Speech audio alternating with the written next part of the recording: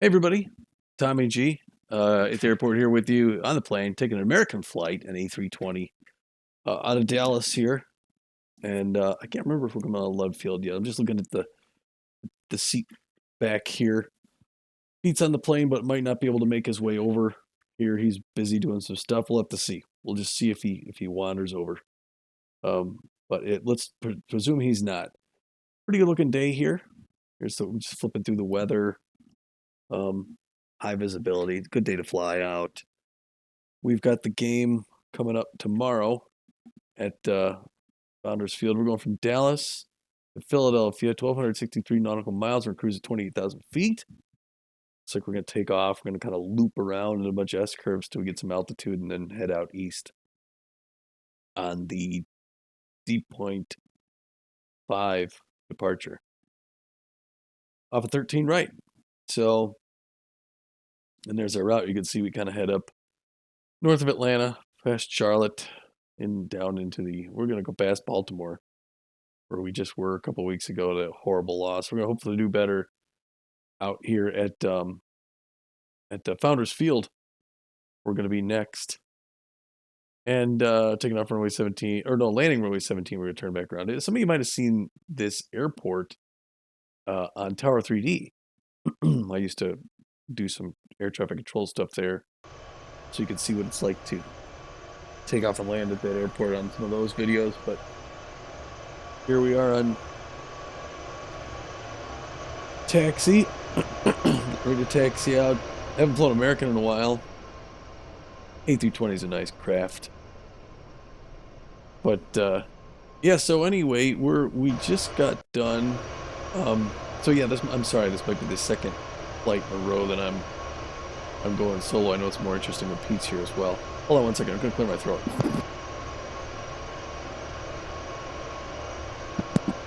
Okay. But you kind of know the segment. We go up, we take off, we talk about the last game a little bit, and then on the second portion where we're coming down in to Philadelphia, we'll talk more about the next game. And we may mix it up a little bit, and then I'll just kind of talk on and on about various stuff. But looks like we're just holding short, ready for takeoff here. Yeah, so we had an ugly start to the second half of the season here in Dallas, and we've been playing at home quite a bit at the Corral, and that's usually supposed to be pretty good for you, but we've struggled, and in the last few games we got beaten really bad, 3 out of 4, and so we didn't know what to expect for this last game. We were hosting the Nemesis before this little road trip. We got 3 games on the road before we come back for 1, and then we're back out for like 5 more or something. But we're getting ready to take off. Tray tables up, seats up, tray table in their locked position.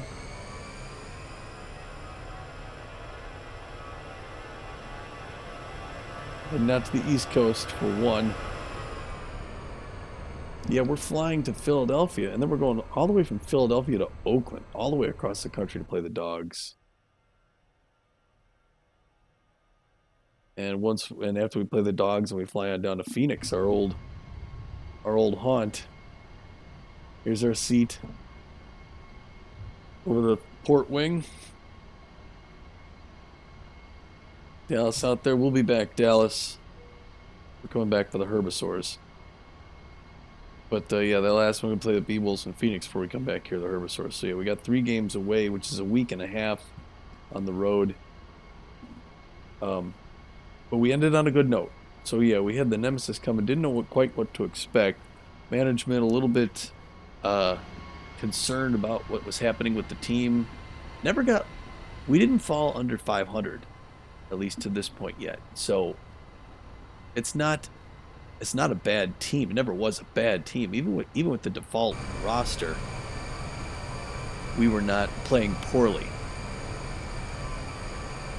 We just weren't. We were just disappointing, somewhat, for a Texas team that wants to establish itself as a team that other teams should be concerned about.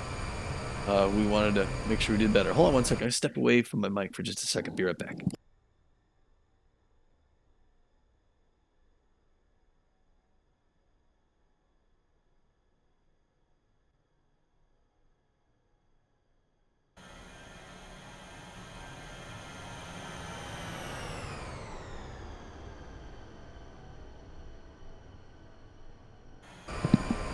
Okay.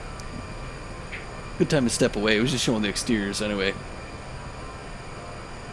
Just giving you an idea of what it is like flying out of Dallas.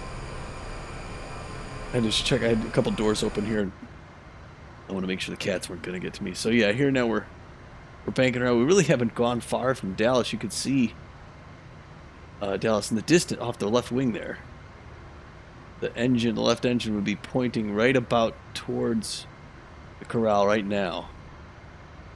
And we're just kind of, doing a few maneuvers here to gain altitude right above the airfield.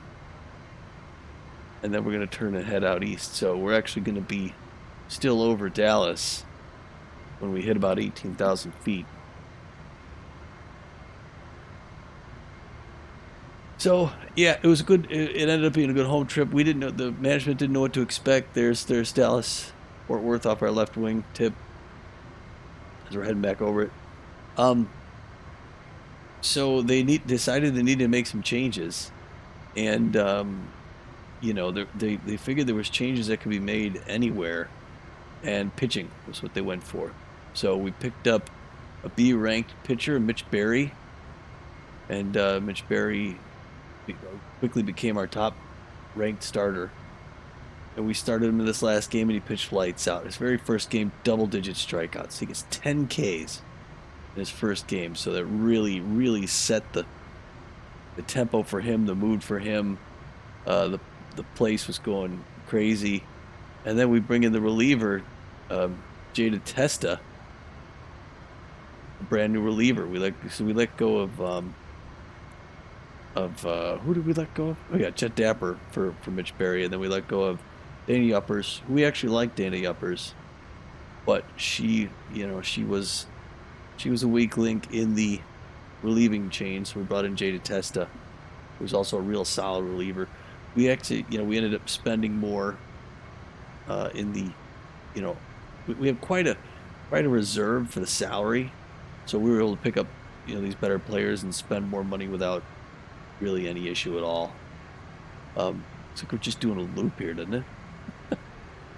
Basically flying in a loop over Dallas. Not sure we want to leave yet. We're going to go right into this cloud and get turbulence. But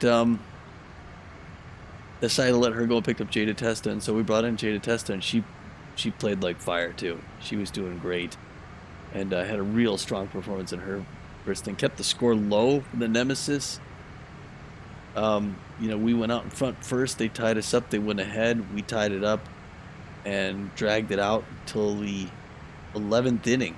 Couldn't even. I mean, they were ahead. We came back in the bottom of the 9th to tie it, with the chance to win, and we couldn't quite pull it out. Nothing happens in the 10th. Then the 11th inning, they go ahead by 2 because you start. The 10th inning is just a regular extra inning. It's sudden death after 2 sides. If one team pulls ahead, then they win. But after 11, we're coming up to we'll be about 18,000 feet before we turn out. We're gonna cruise up to 28,000 feet eventually here. So, yeah, we end up tying the bottom of the 9th, and then in the bottom of the 11th inning, they add a runner to second base to try and spur along, a run score. They don't want these games to last forever. Along with the pitch timing clock, they're also adding that function to try and close the games out. And sure enough, with the runner on second base, we give up a 2-run home run. They go ahead by 2, and now we need 2 to score. We get the same runner on, and then we get 2 on, and of all people, Kaylee Lancaster, who only had 1 home run prior to then, tags a line drive out over left field, just cranks it, 3-run home run, and as soon as it enters the stands, we won the game by a run, 5-4. Just insane, huge, awesome, fun win. Way to close out the home stand, and now hopefully take that energy on the road here with us to Philadelphia. Where we're going to play at, now I know before in Super Mega 3, Founders Field was the largest stadium in the league. It had the biggest capacity. and it was home for those 4 years to the Philadelphia Freedom and the Front Runners, which were great teams that we had from the Super Mega 3. But because those were both expansion teams, they went to other leagues, and now uh, only Philadelphia team is the one that moved out from San Diego. The Platypi and the Philadelphia Platypi have been there this season. They've got a good Philadelphia color scheme, and they got the P on their jersey, which can mean Philadelphia or Platypi, whichever. And yeah, so they picked up a solid team that I think has made the playoffs. If not every year, then every year but one. Since Pete and I have been calling games for 7 years, they've been in the playoffs and in the hunt for it. And they were in the finals actually last year. It was an all San Diego final between the Moon Stars and the Platypi. And so the Platypi were second place last year. So Philadelphia really picked up a big team. Got a lot of support at Founders Field. It's a big stadium on the East Coast, so that's all well and good. The only problem is, I think they started off a little weak, and now they're 8-12, or at least they were 8-12 at the end of our last game. I think they're playing the Buzzards right now, the Guadalajara Buzzards right now, and before the game tomorrow, we'll have the score of that game. So they may be 9-12 or 8-13. It'll either be even worse or getting better. But so you'd think we should beat them, especially with this new pitching. We got 2 new pitchers. We're probably going to want to, before the end of the season, pick up another player, not a pitcher, someone in the field. There's rumor it could be a shortstop replacement for Noah McLean. I know Pete's always talking about him being a little old and slow. Potentially someone center field, right field, like a Kid Paul, Kaylee Lancaster kind of replacement. But someone who's going to have an arm and some speed. Maybe someone who could steal a base now and again. So I don't know. I don't know which that will be, but it's likely at the end of the first season that we will have let go 3 of the players who started with the team at the beginning of the season and picked up 3 more. But then the rest, what is that? I don't know how many players are on the team. I forget how many. The core is going to remain. You're not going to see Swindle Heath go anywhere unless he leaves. Yeah. It's going to be Swindle Heath's going to be here. Spray Bellamy. It's a good hitter. We've got a lot of good offense and not a lot of great fielding. So we may end up getting rid of some offense for some fielding. I don't know. And I don't even know if we get the 3rd player this season. We may be fine with just this change in pitching. My style's always been to fine tune, tweak things. I don't think you need major course corrections. You set yourself off on some other path, and then all of a sudden you're just trying to straighten things out. You don't know what the heck's happening. It's much easier to change a little something, let it sit, see how it works, compare it to how it was, see if you're on the right trajectory, just fine tuning, especially with a team like this. I mean, right now we're 1 game over 500, or 1 or 2 games. I forget I don't even know what our record is.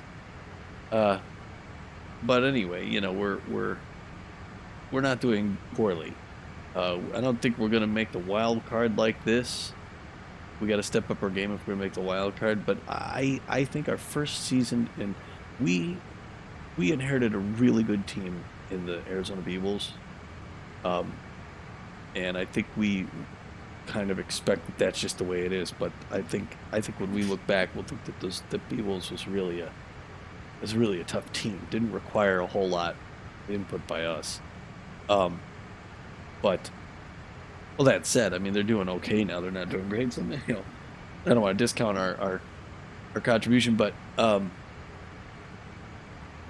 I think this is a good team, and I think if we finish the season with at least a 500 record, that would be a good stepping stone, a good base camp for which to, make slow improvements. I see being with this team for a few seasons. I think what we do is we generally pick a team for any title, and we stick with it as long as we're at the title. So you know, we had two teams for Super Mega 2.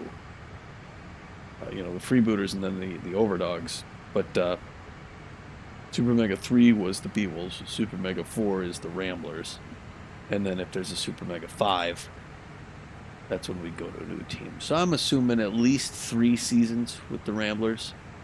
And maybe by the 3rd season we're in the finals. Going for it. Looks like we're leveling off here. 28,000. And we're just east of Dallas, I believe. I don't think we've gone far. We climbed high pretty quick, and now we're leveled off east. So I don't know if we're gonna get our drinks and stuff soon. I did bring some things to talk about while we're in the air. I'll bring up some charts pretty soon, but I've got this spreadsheet. I give a backstory to so many things to try and like just sort of build this stuff up. I like creative writing, so I come up with backstories to build depth, and it's part of a practice for me for writing stories. So I got a spreadsheet that has a bunch of locations, and then it assigns them to different. So every player in the league is from somewhere. So I'm able to look up on my spreadsheet from Philadelphia. Ella Royds, right fielder for the Wide Loads, is from Philadelphia, and so is Morton Stambert, left fielder for the Herbisaurs. So those two characters are from Philly. That was kind of fun when you lock them up when it's like, hey, this one's from the city that they play. That's kind of fun. But anyway, that's just stupid. And unimportant. Let's see, images. Let me show you what I'm looking at here. So, oh wait, hold on a second. I'll wait until it looks like we're gonna get our drinks. I'll wait until we're coming back down into Philly. This will be just a moment. Stand by a second.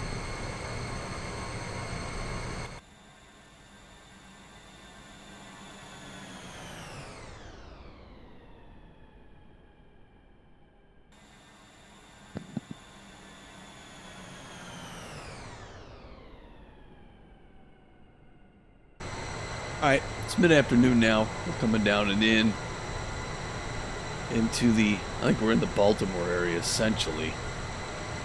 I'm not exactly sure. It looks like we still have about a half an hour before we're at the gate. I think that's the Chesapeake Bay.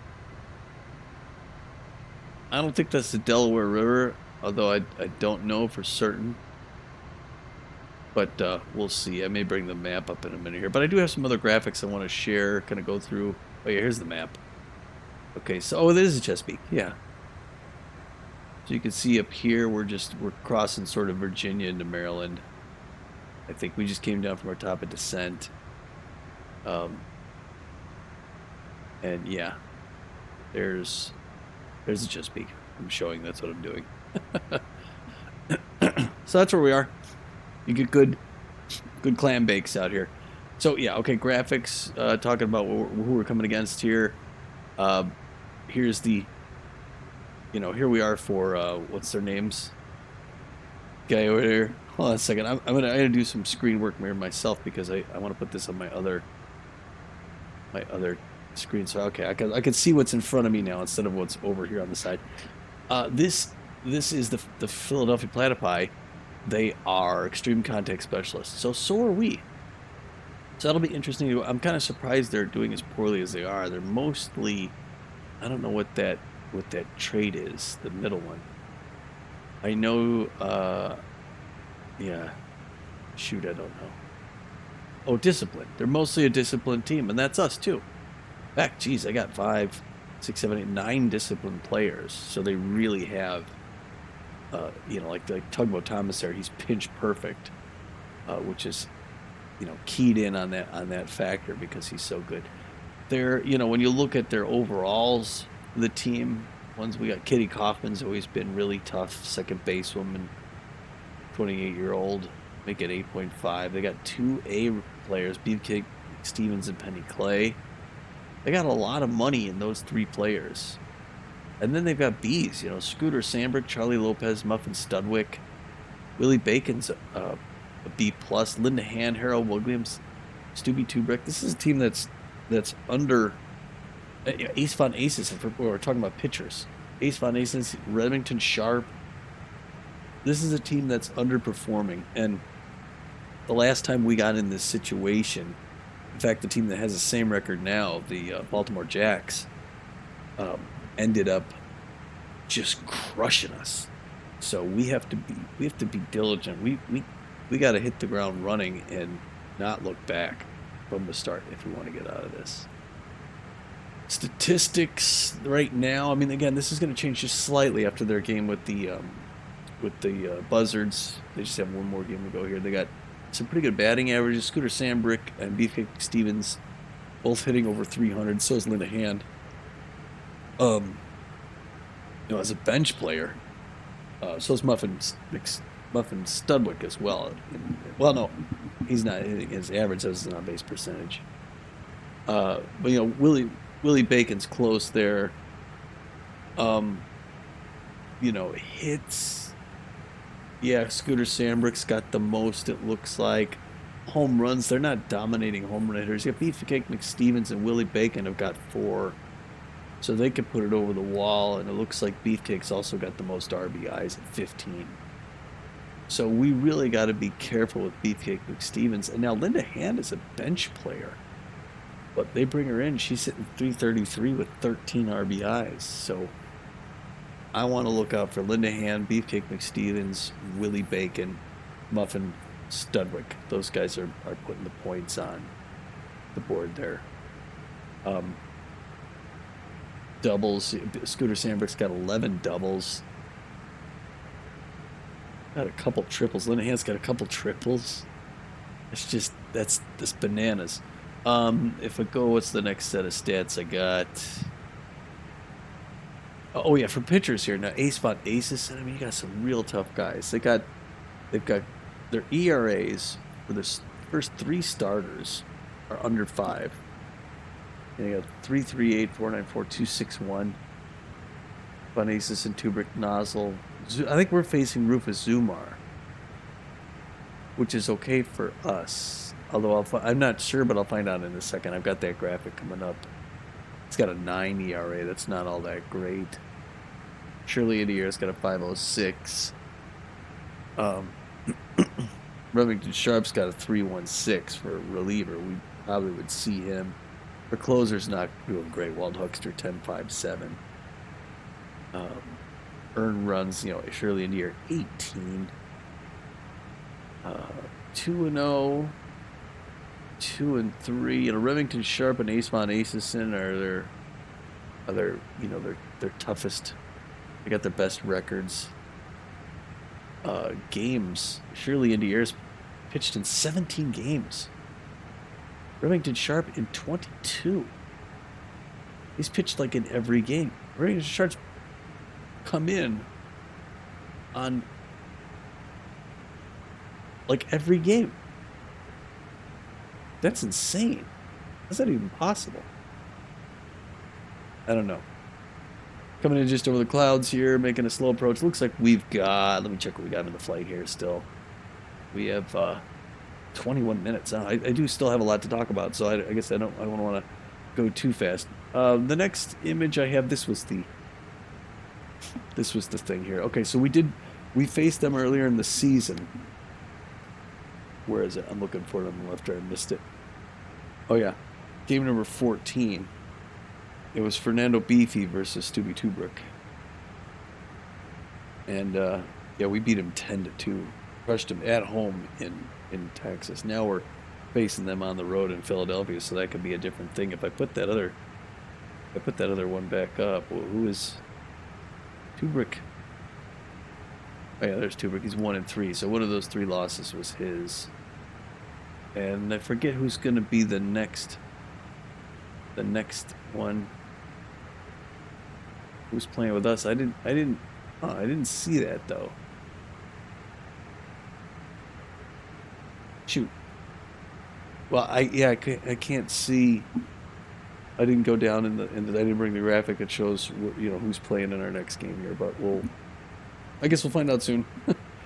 But yeah, this was our first 17 games. We did pretty darn well in the first 17. It was after we hit the 19 that we tripped up a little bit. But we have some games here. You can see the right-hand column is everybody else, obviously. We gave up 12 runs to the Grapplers, 11 runs to the Blowfish, even 6 to the Freebooters and Crocodons, 7 to the Jacks, 11 When we beat the Jacks, they scored 7 on us. When we lost to them, they scored like 15, 11 to the Herbisaurs. We've never shut anyone out, it looks like. So it's been defense has definitely been our weak point, our Achilles heel. All right, now we're turning. I think what we're doing is we're turning toward the north end of Philadelphia because we're coming into the airport from. So the airport in Philadelphia is southwest of the major downtown area, and we're heading north toward the west, and then we hook down, coming in to the airport from the north to south. And I don't see any air traffic around here yet, but it's going to be coming. We'll go right to this cloud. So, okay, so the last graphic I have is going to be our stats. Oh, wait till we come to the cloud. Kind of neat the light bloom on this. It's a pretty good sim. Really gives you a good feel for this, and a really good graphic. Like from here, this altitude, really pretty detailed. You know. Anyway. Okay, so the stats that I brought up for us for the pitching, and because this is kind of where what we struggled with during the season. Oh, hold on a second. I guess I was showing an exterior here. Yeah, so this is off to the east. So I think oops. Hold on a second.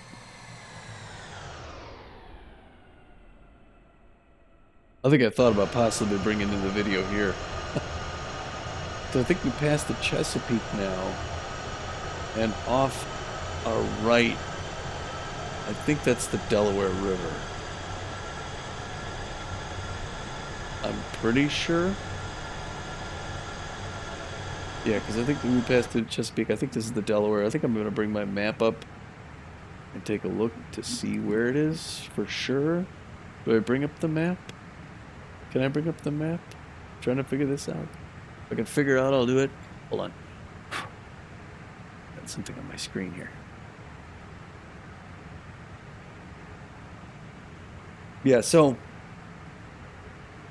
so to finish off kind of what we're talking for baseball here before we come in, I could talk about some other stuff. But after we make our turn, I'll fade into the other screen. Our pitching was our sort of our weak point. Here now we're turning east to come straight towards Philadelphia from the west, and then we hook down and land towards the south of Philadelphia. And I think this is the Delaware River here, I believe. Maybe we're heading east. I think the airport is up there, right off our middle of our wing there. I think we bend left again. I think this is the Delaware. I think we followed it. But anyway, let me bring that graphic up. I keep talking about it. Pitching was our Achilles heel, but our ERAs aren't bad. You know, Tobias Glover is under 5 is what you're looking for. Tobias Glover's right there at a 4.79. Fernando Beefy's got a 3.82. That's really good. And he's 3-1 in the season. 2-1 Tobias Glover. We have 2 winning records there. Mitch Berry, no record yet, but he's got a 2.57. And then Jeff Benson, well, because he just started, yeah. Jeff Benson then 0-2. And Jeff Benson's got the start. So that's the only problem. Our fourth string starter has got our worst ERA at 8.06. He's given up 20 runs, 20 earned runs. Although Tobias Glover's given up 19. But that's who's taking the mound for us against the Platypi. The other team's batting average against him is 373. That's not good. He's got 11 Ks. He's given up 5 home runs. He's given up the most home runs. So we want to see a strong performance from Jeff Benson as we can. Jada Testa came in, and that gave some time for Donnie Bowers to get some rest. More reliable, Leland Bowl. Those guys can come in and help us if we need it. As far as their ERAs go, I mean, Bo Reliable's got the best at 5.28. Our relievers have kind of high ERAs, but maybe we see Bo or Leland or Donnie. Donnie's good. I want to get Donnie back out there. He can whittle down that that ERA. And then we had Twist come in that last game. He can come in again. He's got a 4.05. It's really good. He's 2-0, 2-0 on the season. So and one with one save. So Boer's got 2 saves, but Twist has one, and that's pretty good. So as far as pitching goes, I think we're better. We're not super good. Oh, we got traffic coming right over the top of us. It's kind of busy coming into Philadelphia. This kind of bends in the Delaware River. It looks like a channel too, right under our wing, like a canal. And that looks like an MD-80 over the top of us or something. Yeah, so that's not Philadelphia there. That's a different airport under our wing. I'm not sure what that one is. But Philadelphia's right on the river. And you'll see it soon. Anyway, so I guess what I could talk about now is other games that we have 15 minutes left in the flight. So that's kind of a lot of time. Check out Pete J's channel, Pete J Play on YouTube, Pete_J. He's got all the mechanic simulator stuff. He's got off-road mechanic simulator. He's got car mechanic simulator. He's got motorcycle mechanic simulator, which I think he just did one. He's got airplane mechanic simulator. He does a little bit of simulated everything. I've been doing it's mostly baseball. We got some trucking. We did a run from Valentine, Nebraska up to Chadron and then down to Sydney, which is for most people it's kind of out there in the middle of nowhere. For me, it's kind of important because my dad's family's from that state and that area. So it's amazing for me to see these old,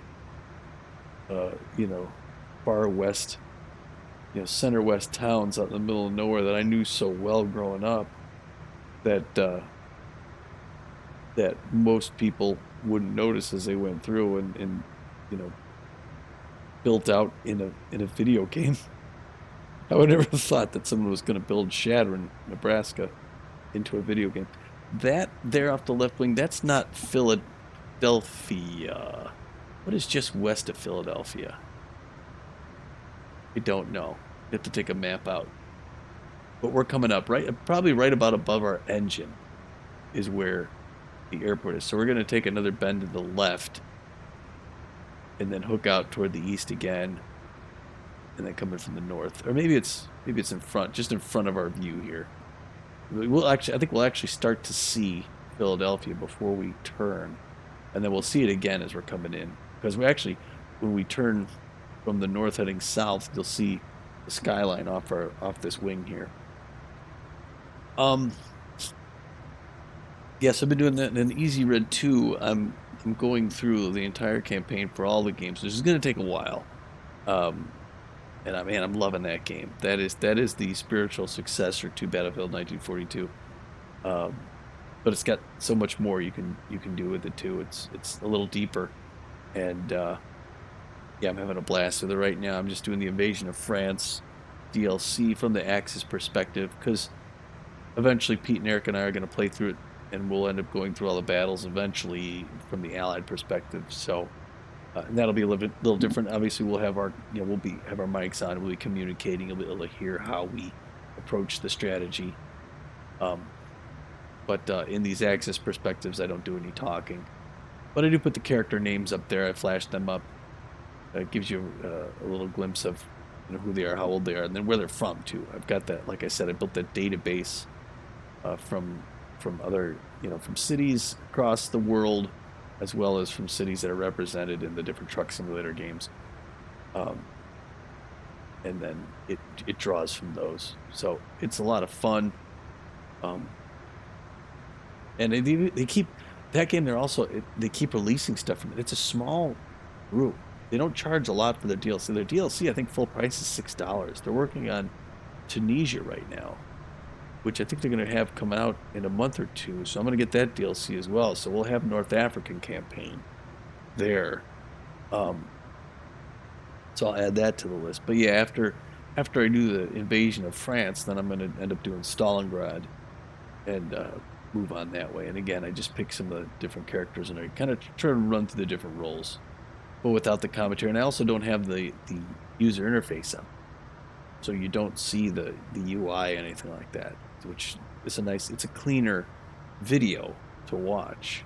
But when I do it with Pete and Eric, I'll have the UI up there because I'm going to need all that information to really understand where we're going. Because mostly for that, I think I'm usually going to be the squad leader, trying to sort of coordinate me, Eric, and Pete, through the battle and figure out, okay, what's happening where do we need to be, and then, how am I assigning them and the bots to get to different places.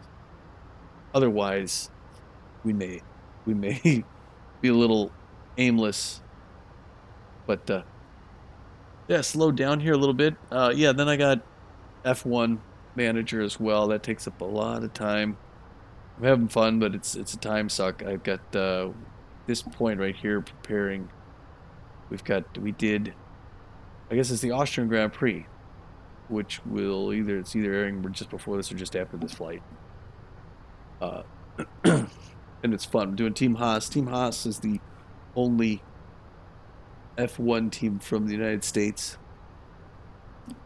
Our pseudonym is Paul Dumont, the principal of Haas Motor Group, and it's yeah, that game's a lot of fun.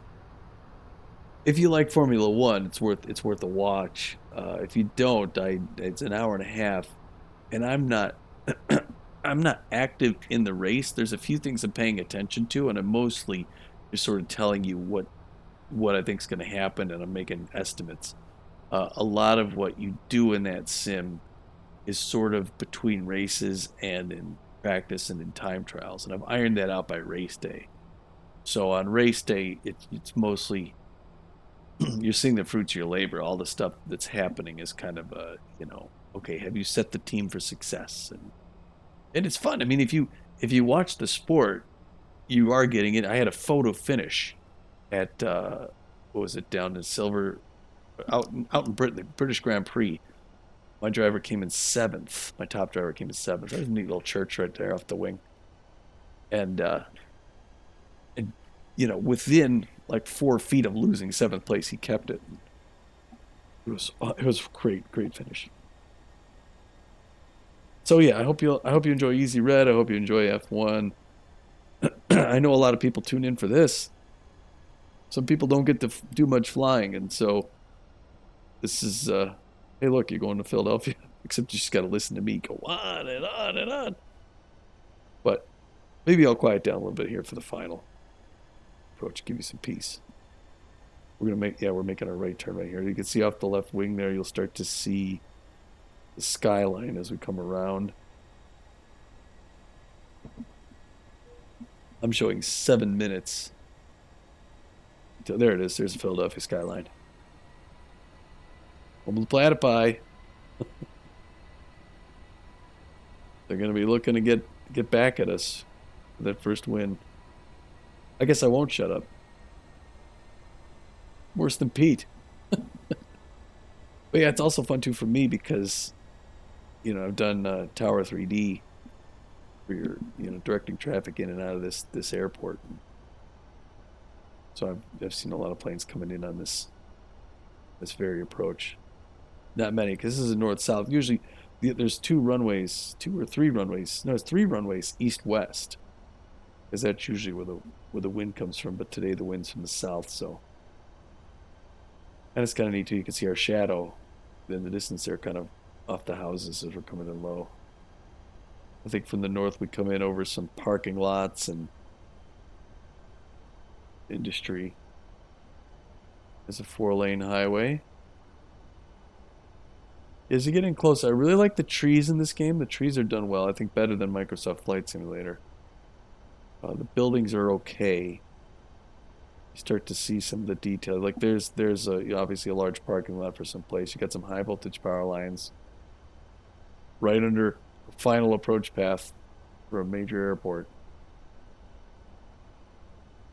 And here now we're finally over the airport parking. It's like the Pennsylvania Turnpike. And we're locked in. Hopefully it's a good landing. Well, that was nice. Way to go, American Airlines. I think they're better than, maybe slightly better than Southwest. Ton better than Alaskan. There's one of the runways. That's a short one. That one's usually turboprops, although they get some jets in there, but that's mostly for when they're landing. Old East. Beautiful early evening here in Philadelphia. Hopefully the weather holds for the game tomorrow. We can never tell whether the game is going to be a day or night game. I'm kind of surprised at how often it is a day game. Like I'd like to see more night games. I think some stadiums have them more than others. I think we only played one night game in the Corral in Dallas, which is odd. I don't know if there's like a slider. So I'll have to look into the settings and see if there is. But I know over the years as we've played Founders Field here in Philadelphia that we've seen several night games. So I'm kind of looking forward to a night game. I hope that's what we get. I don't know what this big light pole is here. We're waiting for clearance to continue our taxi. We've got about 3.5 minutes left till I'm signing off. Thanks for flying out with us. I'm gonna try. I try and get Pete in on these, but Pete is busy, so I ask him every time. I'm like, hey, you got time for the flight? And tonight I'm like, if you could join me, go ahead. If not, don't worry. I don't want to put pressure on him because this is just talking strategy. That's all this passenger series is, us talking strategy. Now we're on the road, so it's likely what we'll do is we play the next game, and then right when we're done playing, we usually record the segment for the next flight. So we'll play these guys, and then we'll record the flight segment for the flight out of here to Oakland. And Sakura Hills. I know Pete likes Sakura Hills. We used to call games for the Overdogs. Used to be the Buzzards out there, and then the Outlaws and the Gold Coats. And then the Overdogs moved up from Swagger Center in Santa Monica up to their Oakland Overdogs now at Sakura Hills. So we'll be there next. And then, of course, after that, Southwest in the background. After that, we've got the Ewolves. We'll be out to Red Rock Park for the first time since we left there last season to play our old team, the B-Wolves. That's the first matchup they're the first time they'll see this. The Texas Ramblers are a new team to them. Still got our spoilers up. Wonder why they haven't retracted those yet. But yeah, it is interesting seeing this airport from the ground. I've seen this airport rendered on Tower 3D. And it looks just like this, but this is obviously a different view, is seeing it as we're taxiing along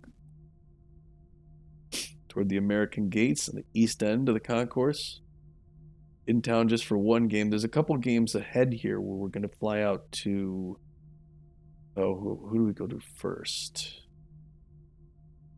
I think Detroit. We go to Detroit. I think we play 2 games against the Moose.